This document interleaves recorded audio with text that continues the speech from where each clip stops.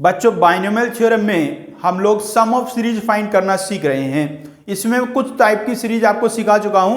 जब binomial coefficient से multiply में कुछ नंबर्स लिखे होते हैं उसका सम निकालना सीख लिया है। बाइनोमियल कोफिशिएंट के डिवाइड में कुछ नंबर्स लिखे होते हैं उनका सम निकालना हमने आपको सिखा दिया है। अब आगे हैं अगले वाले क्वेश्चन। अब क्या होगा, बाइनोमियल कोफिशिएंट्स मल्टीप्लाई में लिखे होंगे, दो बाइनोमियल कोफिशिएंट मल्टीप्लाई में लिखे होंगे जैसे ये लिखे दिखाई दे रहे हैं आपको बच्चों, और उस सीरीज का सम आपको फाइंड करना होगा।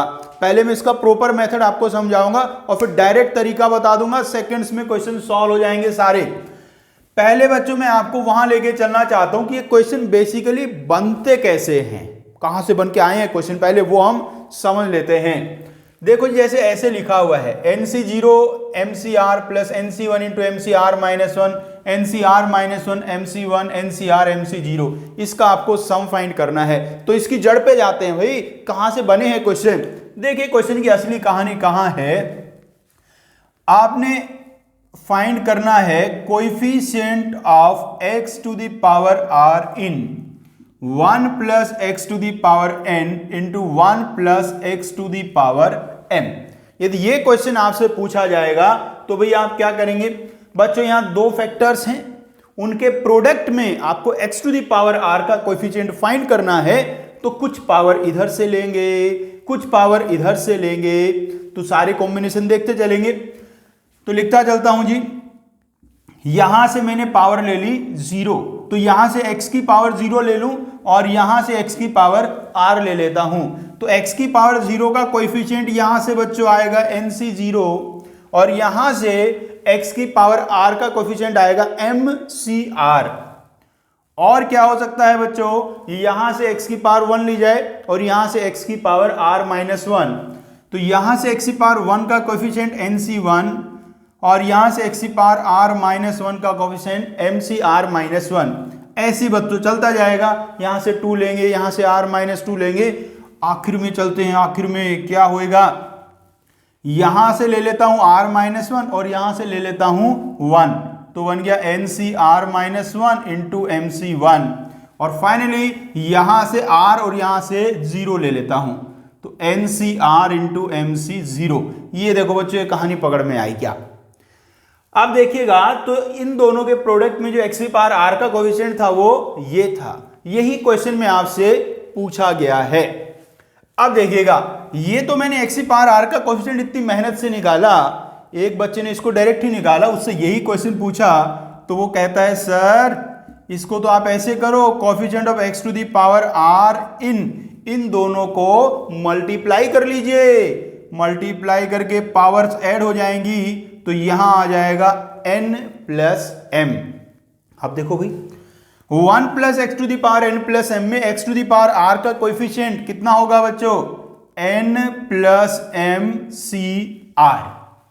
तो बच्चों मैंने 1 plus X to the power n into 1 plus X to the power m में x to the power r का कोएफिशिएंट निकाला दो तरीके से।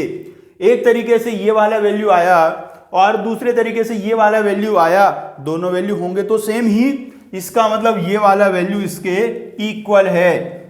इसका मतलब ये हुआ बच्चों NC0 into MCR NC1 into MCR minus 1 up to NCR into MC0 equals to n plus MCR। ये बच्चों आ गया है आंसर। समझ में आ गया बेसिक कंसेप्ट क्या है। ये तो मैंने आपको प्रॉपर मेथड समझाया, अब सेकंड्स में करने वाला तरीका सुन लो बाबू। अरे देखो रे, यहां हुआ क्या था, ये पावर्स ऐड हो गई थी ना, और पावर ऐड होके यहां नीचे r आ गया था। ये r ध्यान से समझो क्या था, पहले यहां से कुछ पावर ले रहे थे, यहां से कुछ पावर ले रहे थे, दोनों को मिला के r बन रहा था। जैसे देखो 0 plus r, 1 plus r minus 1, r minus 1 plus 1, तो सबको प्लस करके कितना आ रहा था, r आ रहा था। वही r यहां नीचे लिखना है। ऊपर क्या आ रहा है, दोनों पावर्स का सम आ रहा है। तो बेसिकली करना क्या है, देखो ध्यान से समझ लेना पहली बार में, ये जो ऊपर वाली चीज है इसको प्लस कर दो, प्लस करके कितना आ गया n प्लस m। ये देखो बाबू आ गया n प्लस m।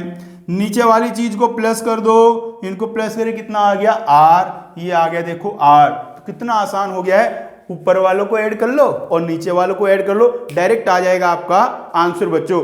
आइए कुछ क्वेश्चन देखते हैं। आइए बच्चों देखते हैं क्वेश्चन है NC0 into NCN plus NC1 into NCN -1 up to NCN into NC0। बोलो रे बच्चों डायरेक्ट आंसर क्या आने वाला है? अब क्यों सोच रहे हो रे, सिखा तो दिया है। ऊपर ऊपर वालों को ऐड कर दो, नीचे नीचे वालों को ऐड कर दो। ऊपर आ गया n प्लस n मतलब कि 2n, नीचे आ गया 0 प्लस n मतलब कि n। तो आंसर कितना बन गया? एकदम से आंसर आ गया है बच्चों 2NCN। तो ऐसे सेकंड्स में क्वेश्चन आपको बच्चों सॉल्व करने हैं। देखो जी नेक्स्ट क्वेश्चन ऐसा पूछा गया NC0 square plus NC1 square plus NC2 square up to NCN square. ऐसा बच्चों पूछा गया, बताइए क्या आएगा आंसर। एक बच्चे ने सॉल्व करना स्टार्ट किया। बच्चा कहता है कि मैंने ऐसे इसको लिखा NC0 into NC0, NC1 into NC1, NC2 into NC2 and up to NCN into NCN। अब कह रहा है बच्चा सर ये तो बड़ा गड़बड़ हो गया है। आपने तो क्या सिखाया था कि नीचे वालों का सम हमेशा सेम रहेगा। यहां तो धोखा हो गया, अब तो सम सेम ही ना आ रहा। यहाँ 0 आ रहा है, यहाँ 2 आ रहा है, यहाँ 4 आ रहा है और यहाँ तो कुछ और ही आ रहा है। अब क्या करूं मैं? घबराना नहीं बाबू। क्या फॉर्मूला है? NCR equals to NCN minus R। जब भी सम सेम ना बने ये वाला फॉर्मूला यूज कर लेना। अब देखिएगा ध्यान से, NC0 तो NC0 ही है, NC0 को क्या लिख दिए? NCN। NC1 है, NC1 को NCN माइनस 1। एक NC2 को ऐसे रहने दीजिए, दूसरे NC2 को NCN माइनस 2 लिख दीजिए और यहां भी ये एक NCN को ऐसे रहने दीजिए, दूसरे को लिख दीजिए NC0। अब बोल बेटा, अब तो आ गया नीचे वालों का सम भी सेम, तो वापस से आंसर क्या बोला जाएगा? 2NCN बच्चों। तो इसका भी सम आ गया है 2NCN। ये तो फॉर्मूला सा लग रहा है और ऐसे फॉर्मूले तो मुझे याद कर लेने चाहिए। तो ये बेटा फॉर्मूला याद करना बड़ा इंपॉर्टेंट फॉर्मूला चल रहा है आजकल। आइए बच्चों और क्वेश्चन देखते हैं। अब तक तो मैंने सीधे वाले क्वेश्चन आपको कराए जिनमें बाइनोमियल कोएफिशिएंट लिखे होते थे 2-2 मल्टीप्लाई में। अब आगे उनके मल्टीप्लाई में भी कोई नंबर लिखा होगा। बेहद ही आसान क्वेश्चन होते हैं। एक क्वेश्चन प्रॉपर कराता हूं फिर डायरेक्ट आंसर लिखना सिखा दूंगा। बच्चों क्या करिएगा, इसका नाम रख दीजिएगा आप x।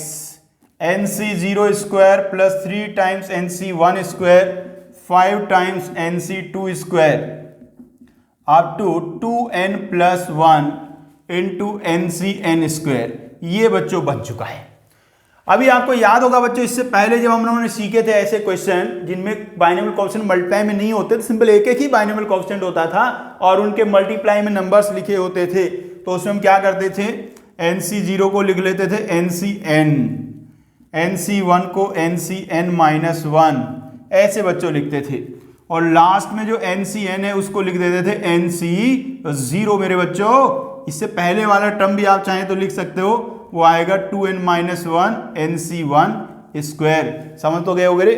अरे देखो 2-2 का डिफरेंस हो रहा है इसमें, 2-2-2-2। तो यहां जैसे 2n प्लस 1 था तो उससे 2 कम करेंगे तो 2n माइनस 1 आ जाएगा। अभी क्या करेंगे रे बच्चों? अभी इन दोनों को ऐड कर देंगे। तो बच्चों ऐड करके इधर आ जाने वाला है 2x। अब यहां ध्यान दीजिएगा, यहां NC0 स्क्वायर के मल्टीप्लाई में 1 है और यहां उसके मल्टीप्लाई में 2n प्लस 1 है। तो टोटल कितना बन गया? 2n plus 2। ऐसे देखो यहां 3 है, यहां 2n माइनस 1 है, प्लस करके कितना बन गया? 2n plus 1।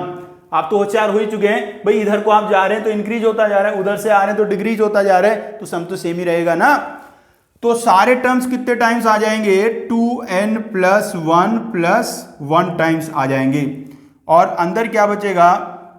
NC0 का स्क्वायर, NC1 का स्क्वायर अप टू NCN का स्क्वायर। और बच्चों रे इसका वैल्यू तो आपको पता ही है कितना होता है, इसका वैल्यू होता है 2NCN। तो ये बन गया 2n प्लस 2 इंटू 2NCN बच्चों।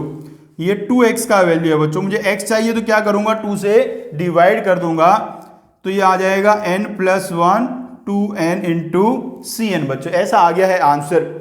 अब बच्चों जैसे हमने पुराने वाले क्वेश्चंस में बिना स्क्वायर वालों में डायरेक्ट मेथड सिखाया था, वो यहां भी काम करेगा। क्या करने का है? जो फर्स्ट वाला है, फर्स्ट वाला उसका कोएफिशिएंट और जो लास्ट वाला है उसका कोएफिशिएंट ऐड कर लो फर्स्ट वाले का और लास्ट वाले का कोफिशिएंट ऐड कर दो और इनटू में क्या लिख दो 2NCN और अपॉन में लिख दो 2। तो फर्स्ट और लास्ट को ऐड करना है, इंटू 2NCN लिखना है और फिर उसका हाफ कर देना है, डायरेक्ट आ जाएगा बच्चों आंसर। अब आइए बच्चों एक IIT एडवांस का क्वेश्चन आपको करा रहा हूं। ये क्वेश्चन 2018 में पूछा गया था भाई। देखो डायरेक्ट वैसा ही क्वेश्चन है जैसा हम अभी आपको सिखाया है। तो करने को क्या सिखाया मैंने भाई बच्चों, जब ऐसी आपकी सीरीज आ जाए जैसी ये लिखी हुई है तो इसका सम कैसे निकालते हैं। इसका सम निकालने के लिए आप फर्स्ट वाले और लास्ट वाले को ऐड करके इंटू 2NCN करते हैं और फिर हाफ कर देते हैं। लेकिन ध्यान दीजिएगा, जो बच्चे सोच रहे हैं ना कि 11 आ गया है वो गलत सोच रहे हैं। पहले सीरीज को कंप्लीट तो कर ले रे। अरे इसमें 10C 0 वाला टर्म नहीं है, पहले 10C 0 वाला टर्म लाओ और सीक्वेंस के हिसाब से जैसे 10C 2 के मल्टीप्लाई में 2 है, 10C 1 के मल्टीप्लाई में 1 है, तो 10C 0 के मल्टीप्लाई में क्या होना चाहिए, 0 होना चाहिए। ये बन गया है सीरीज। अब देखो, अब लगाइए वो तरीका जो आप लगा रहे थे। फर्स्ट वाले और लास्ट वाले को ऐड कर लीजिए, हो गया 10 इंटू लिख दिए 2NCN। n का वैल्यू मेरे बच्चों यहाँ 10 है तो 2NCN कितना बन जाएगा 20C10 और फिर किससे डिवाइड करना है, 2 से डिवाइड करना है। अब देखो IIT वाले ने भी कैसा सवाल ये पूछा है। मेन चीज तो यहाँ हो जाइए, इसके आगे बची है कैलकुलेशन। तो अब कैलकुलेशन करनी है बच्चों। इसको थोड़ा तो मैं कैंसिल करके 5 लिख देता हूं। मुझे निकालना है x/1430 का वैल्यू।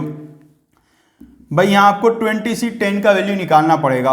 वो होता है 20 into 19 into 18 into 17 into 16 into 15 into 14 into 13 into 12 into 11 divide में आएगा 10 into 9 into 8 into 7 into 6 into 5 into 4 into 3 into 2 into 1।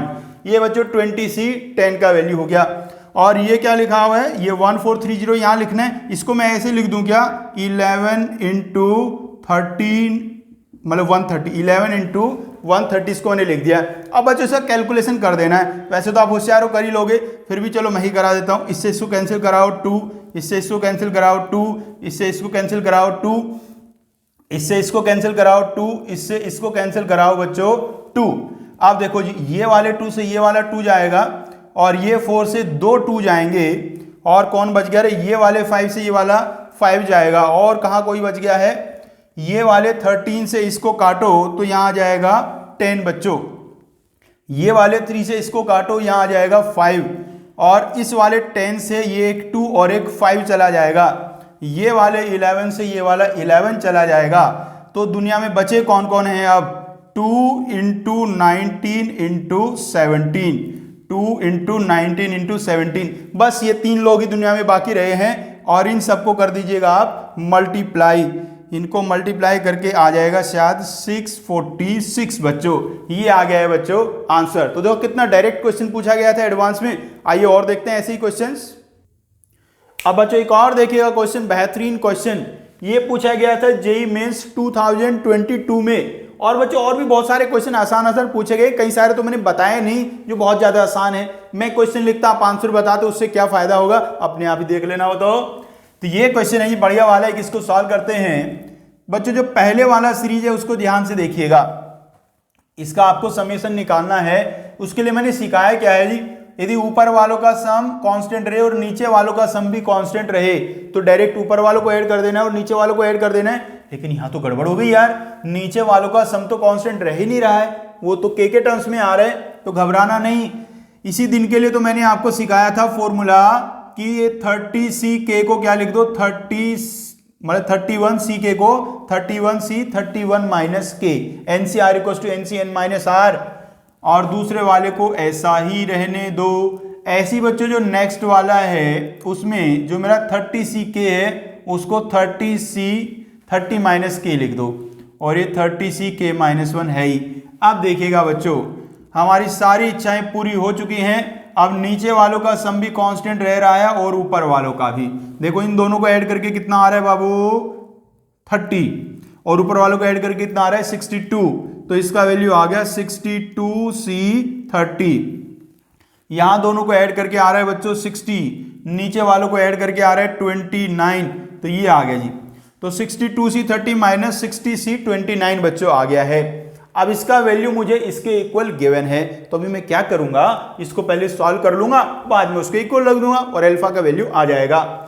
थोड़ा सा बस कैलकुलेशन करना है। एनसीआर का फॉर्मूला ओपन कर देता हूं, 62 factorial divided by 30 factorial 32 factorial minus 60 factorial divided by 29 factorial into 31 factorial. ऐसा मेरे बच्चों बन गया है। अभी क्या करना है, इससे ना कुछ कॉमन ले लेता हूं। कॉमन लेना आते ना, देखो मेरा ये जो 62 फैक्टोरियल है, इसको मैं 62 इंटू 61 इंटू 60 फैक्टोरियल लिख दूंगा, तो कुल मिला के कॉमन कितना आ जाएगा फिर 60 फैक्टोरियल, और यहां बचेगा 62 इंटू 61, और यहां माइनस यहां बचेगा 1 भाई। और देखो बच्चों, यहां है 30 फैक्टोरियल और यहां है 29 फैक्टोरियल, तो क्या कॉमन आ जाएगा, 29 फैक्टोरियल आ जाएगा कॉमन, क्योंकि मैं 30 फैक्टोरियल को लिख दूंगा 30 इंटू 29 फैक्टोरियल, तो यहां बच जाएगा 30। और देखो बच्चों, यहां 32 फैक्टोरियल, यहां 31 फैक्टोरियल, तो कॉमन आ जाएगा 31 फैक्टोरियल, तो यहां बच जाएगा 32 लिखना है रे, 32, और यहां तो 1 ही बचा। ये बच्चों बन गया है। अब इसको थोड़ा सॉल्व कर लेता हूं, इसको कैंसिल करा दूंगा 2 से, तो यहां आ जाएगा 31 और यहां आ गया बच्चों 16। अब बच्चों देखिए, जो बाहर लिखा है उसको तो ऐसे ही रहने दो, अंदर वालों का एलसीएम ले लीजिए बच्चों। एलसीएम मैं यदि अंदर लूंगा तो आ जाएगा 30 इंटू 16। यहां देखो, इन दोनों को मल्टीप्लाई कर दो, 31 इंटू 61 मल्टीप्लाई तो कर लोगे ना, मल्टीप्लाई करके आएगा 1891, और एलसीएम लेंगे तो उधर चला जाएगा 30 इंटू 16, 30 इंटू 16 कितना होता है, 480 बच्चों होता है। ऐसा बच्चों मेरे बन गया है। अब देखिएगा बच्चों, यहां है 29 फैक्टोरियल और यहां है 30, तो दोनों को मल्टीप्लाई करूं तो कितना आ जाएगा, 30 फैक्टोरियल आ जाएगा। तो ये बन गया है 60 फैक्टोरियल अपॉन 30 फैक्टोरियल 31 फैक्टोरियल। और बच्चों क्या बचा, ये सब गया, यहां नीचे रह गया है 16, और ऊपर कितना, इन दोनों को माइनस करके मुझे लग रहा है 1411 आ जाएगा।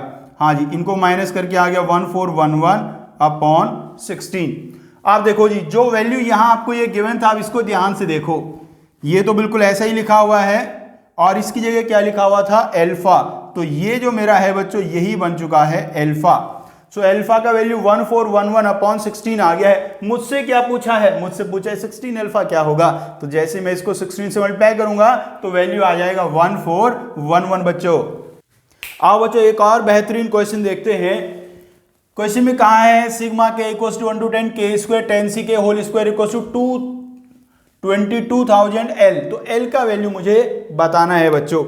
बच्चों इसको देखिए क्या करना है, इसको आप पहले ऐसे लिखिएगा, sigma k equals to 1 to 10 k into 10c k का होल स्क्वायर। भाई दोनों का अलग अलग स्क्वायर था ना, एक साथ स्क्वायर लिख लिया मैंने। आप बच्चों याद होगा ऐसे वाले क्वेश्चन हम कैसे करते थे, ऐसे वाले क्वेश्चन में जो k है तो k है जी, जो 10c k है उसको क्या लिख दो, 10 upon k into 9c k minus 1, और ये इसका होल स्क्वायर हो गया बच्चों। k इंटू k हो गया बच्चों कैंसिल। अब देखो ये जो 10 है इसका स्क्वायर हो गया 100 को तो ले आओ बाहर, ये बच गया k equals to 1 to 10 9c k minus 1 का होल स्क्वायर बच्चों। ये वही बन गया, देखो 9c 0 का स्क्वायर, 9c 1 का स्क्वायर, अप टू 9c 9 का स्क्वायर, 2ncn वाला फॉर्मूला बन गया है। तो ये बन गया बच्चों 2n मतलब 18c9 बच्चों बन गया है। अब बस थोड़ा सा इसमें कैलकुलेशन है, मैं ही करके दिखाऊंगा कैलकुलेशन। 18 इंटू 9, क्या लिख दिया, 18 इंटू 17 इंटू 16 इंटू 15 इंटू 14 13 12 11 10 9 लिखने पड़ेंगे ना, अभी 18c9 है। ये अपने मेंस वाले भी इतने खराब आदमी हैं, ऐसा वैल्यू पूछेंगे जो निकालना सबसे ज्यादा मुश्किल है।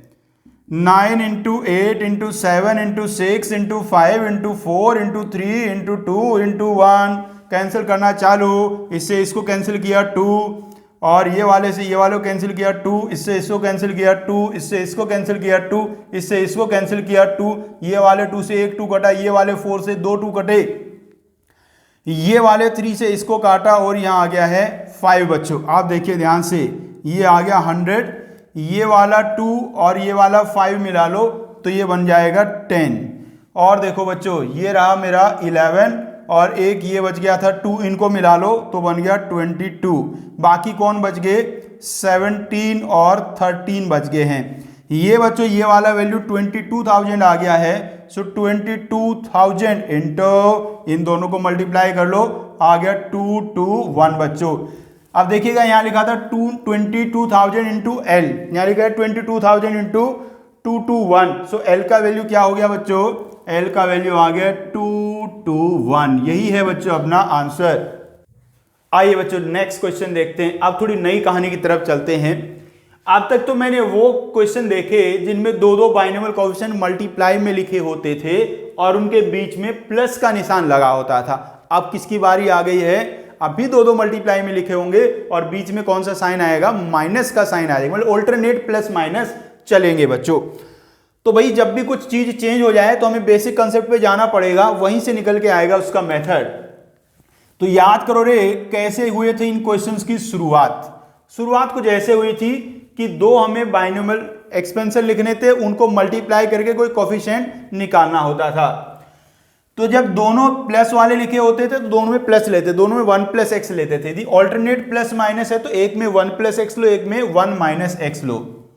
तो बच्चों एक में लिखता हूं 1 प्लस एक्स की पावर n का expansion nc0 plus nc1x plus nc2x square up to ncn x to the power n।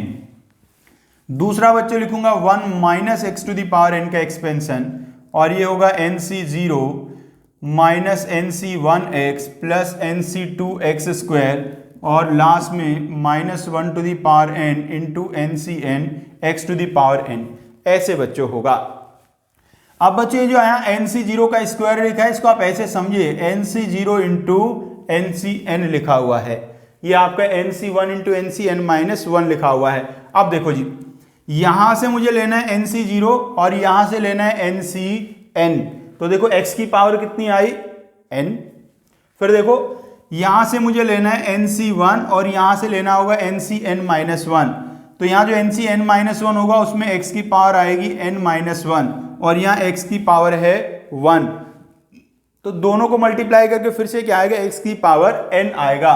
तो बच्चों ये जो लिखा हुआ है ना, ये वाली जो भी चीज मेरी लिखी हुई है ये इक्वल्स टू क्या है? Coefficient of x to the power n in 1 plus X to the power n into 1 minus X to the power n। बच्चों उम्मीद है बात आपको समझ में आ गई है भाई। जब इन दोनों के प्रोडक्ट में x की पावर n का कोफिशिएंट निकालना होगा तो कैसे कैसे लेंगे? यहां से x की पावर 0 वाला, वहां से x की पावर n वाला, यहां से x की पावर 1 वाला, वहां से x की पावर n माइनस 1 वाला, तो वो सब यही तो आएंगे। तो अब ये मुझे फाइंड करना है बच्चों। ये तो मुझे आता है, बहुत आसान है। ये बन गया बच्चों coefficient of x to the power n in, multiply कर लो 1 माइनस एक्स स्क्वायर की पावर n। बच्चों आप समझिएगा थोड़ा ध्यान से बच्चों जब मैं इसको ओपन करूंगा तो यहां चूंकि x स्क्वायर है तो इसके एक्सपेंशन में x की सारी इवन पावर्स ही आएंगी, x की सारी इवन पावर्स ही आएंगी। तो यदि किसी दिन n का वैल्यू ऑड हो गया तो फिर तो इसका कोफिशिएंट आ ही नहीं पाएगा कुछ भी, मतलब ऑड पावर वाले टर्म तो उसमें आएंगे नहीं। तो ऑड वालों का कोएफिशिएंट कितना होगा? 0 होगा। तो भाई इसका वैल्यू 0 आएगा if n is odd. n odd हुआ तो वैल्यू 0 आ जाएगा, मतलब ये जो मेरा सीरीज लिखा हुआ है n का वैल्यू ऑड हुआ तो इसका वैल्यू 0 आ जाएगा बच्चों। अब बात करते हैं यदि n का वैल्यू इवन हुआ तो फिर क्या होगा? n का वैल्यू इवन हुआ तो देखो यदि मैं इसका जनरल टर्म आपके सामने एक बार लिखूं तो जनरल टर्म ऐसे बनेगा ncr माइनस 1 की पावर r और x की पावर 2r बनेगा। अब मुझे x की पावर n चाहिए तो 2r का वैल्यू किसके इक्वल होना चाहिए? n के इक्वल होना चाहिए। बच्चों यदि 2r का वैल्यू n होगा तो r का वैल्यू कितना आएगा? n/2 आएगा। तो r की जगह इसमें n/2 रख दो। सो ये क्या बन गया? माइनस 1 की power n/2 into ncn/2 into NCN/2 ऐसा बच्चों बन गया। लेकिन ऐसा सिर्फ कब बनेगा, जब n का वैल्यू इवन होगा। तो बच्चों हमने क्या सीख लिया यहां से, यदि ऑल्टरनेट प्लस माइनस के साइन लिखे हुए हैं तो फिर आप डायरेक्ट नहीं करना है, कुछ भी डायरेक्ट नहीं करना है। फिर आप क्या करेंगे, एक प्लस वाला एक्सपेंशन एक माइनस वाला एक्सपेंशन लिखेंगे और फिर उनको मल्टीप्लाई करके देखेंगे x की कौन सी पावर का कोफिशिएंट मुझे फाइंड करना है। तो बस ये सारे क्वेश्चन हमारे आए गए ऑलमोस्ट, मतलब सारे तरीके इसके अंदर आ गए। अब सीरीज का सम निकालना बढ़िया से बच्चों सीख चुके हैं। अब धड़ाधड़ सारे क्वेश्चन सॉल्व कर दो, जेईई मेन जेईई एडवांस जो भी किताब सामने आ जाए सबको सॉल्व कर दो। कोई समस्या आए तो मुझे बताओ।